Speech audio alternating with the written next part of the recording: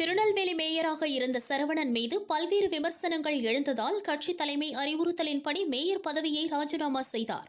புதிய மேயரை தேர்வு செய்வதற்காக கடந்த 5ஆம் தேதி மறைமுக தேர்தல் நடந்தது. திமுக சார்பில் மேயர் வேட்பாளராக ராமகிருஷ்ணன் அறிவிக்கப்பட்டார். அவருக்கு எதிராக திமுகவில் இருந்து நீக்கப்பட்ட கவுன்சிலர் பவுல்ராஜ் களமிறங்கினார். தேர்தலில் திமுக வேட்பாளர் ராமகிருஷ்ணன் 30 ஓட்டுகளையும் பவுல்ராஜ் 23 ஓட்டுகளையும் பெற்றனர். அதிமுக கவுன்சிலர் ஒருவர் தேர்தலில் பங்கேற்கவில்லை.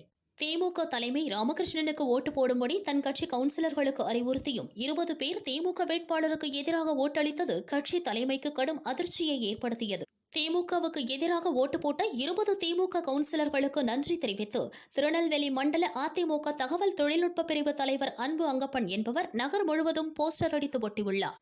அந்த போஸ்டரில் திமுக ஆட்சியின் முதல்வர் ஸ்டாலினுக்கு எதிராக வாக்களித்து திருநெல்வேலி மாநகராட்சியின் திமுகவின் 20 மாமன்ற உறுப்பினர்களுக்கு எங்களது மனமார்ந்த நல்வாழ்த்துக்கள் என கூறப்பட்டுள்ளது.